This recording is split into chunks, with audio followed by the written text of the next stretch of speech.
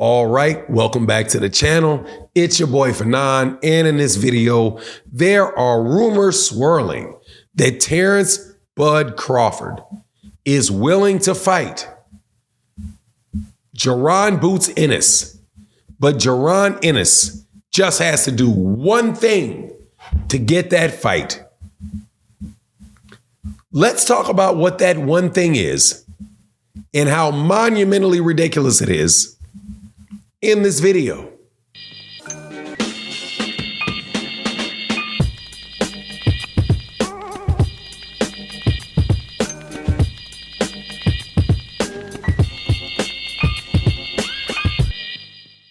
All right, welcome back to the channel. It's your boy Fanon, and in this video, we're going to be in the 147-pound division, where Terence "Bud" Crawford has had some words put in his mouth that I can't find where he said it or where his team said it. But I'm going to assume that that's true because guess what? There's a lot of people out there and a lot of videos out there where it could have been said. So not going to say it's not said. I'm just saying I can't find it.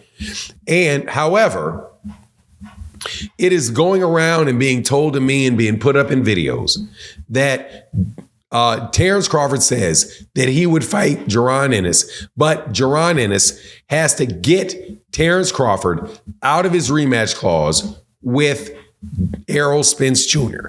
So Jaron Ennis needs to call Al Haymon and get Al Haymon to get him out of that contract. All right. If that's what was said, and that is true that is what Terence Crawford said, that is absolutely ridiculous. And I will explain to you why that is. But before I do that, let me welcome you back to the channel. If you are new to the channel, please accept my invitation to hit the subscribe button, hit the bell icon so you can be notified of when we release more videos. And if you're a longtime subscriber and supporter, thank you guys so much for your continued support. And please excuse my hoarse voice for this video. So let's start off with this. Terence Crawford had a fight with Errol Spence, and it had a rematch clause in it. So Errol Spence has Terence Crawford locked into a rematch clause. Let's assume that rematch clause is still valid, which it may not be. Do not know. Very possibly could not be. Could be the case that it's not. Those things are not going to go in perpetuity. We are now walking up on the month of February. My understanding is that fight was supposed to happen last year. So there you go, right? I don't know. However, for Terence Crawford to ask Jaron Ennis to call Al Haymon to get him out of that rematch clause is ridiculous. Let me explain why that is ridiculous. Jaron Ennis does not work with Al Haymon. He is not an Al Haymon fighter. He fights on PBC cards, but he was promoted by Cameron Duncan, who just last month or so passed away. I'm not sure. I believe his father's his manager at this point in time. I believe Bozy Ennis is his manager, but he is not managed by or advised by Al Haymon that we know of. So what would it look like for Jaron Ennis to call Al Haymon and say, hey, Terence Crawford said he would fight me if you get Errol Spence out of that, if you get Terence Crawford out of that rematch clause? What would Al Haymon say as an advisor and a manager to Errol Spence? Son, go away. I don't work for you. I work for Errol Spence.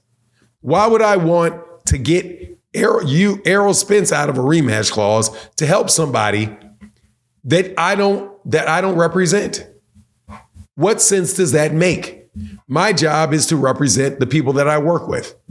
So wouldn't it make more sense if Terence Crawford himself called Al Haymon to see whether or not he could get out of this rematch clause and say, hey, can you ask Errol if I can get out of this rematch clause for whatever reason, well, what's in it for me?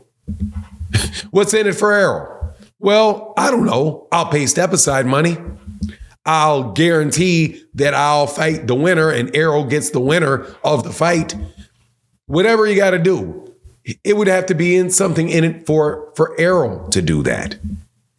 Again, people keep talking about Al Haymon and throwing around solutions to problems that are nonsensical.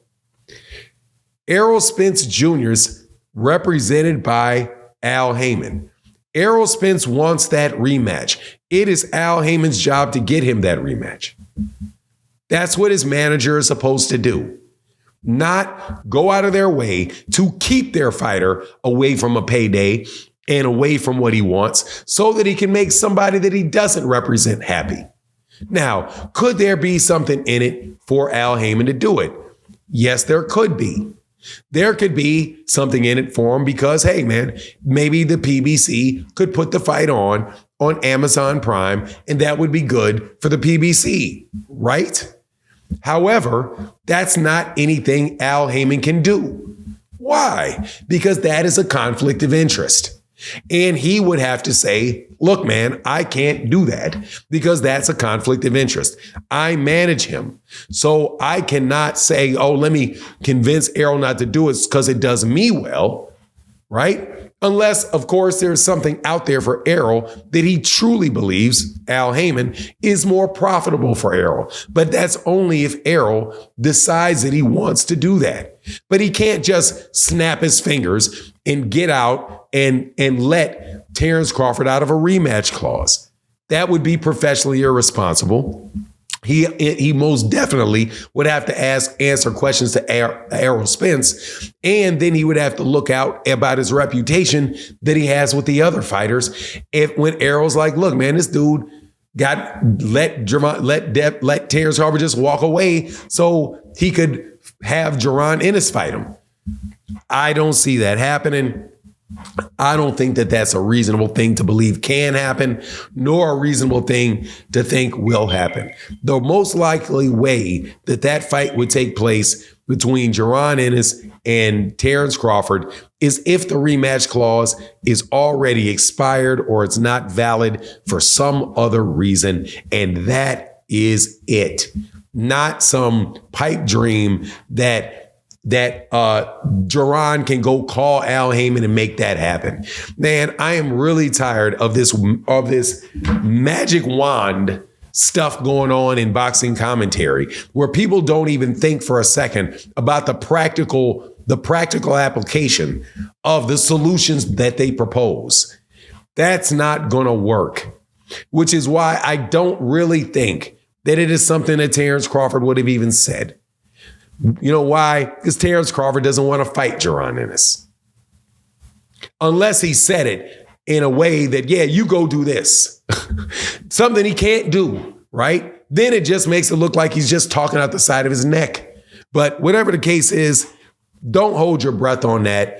Man, people find a way to tell people to call Al when it's stuff that they know can't happen, but won't call Al Haymon when it's time to actually call him, right? When it is, and I'm sorry for harping on it, but it is what it is, and that's my take. Deuces.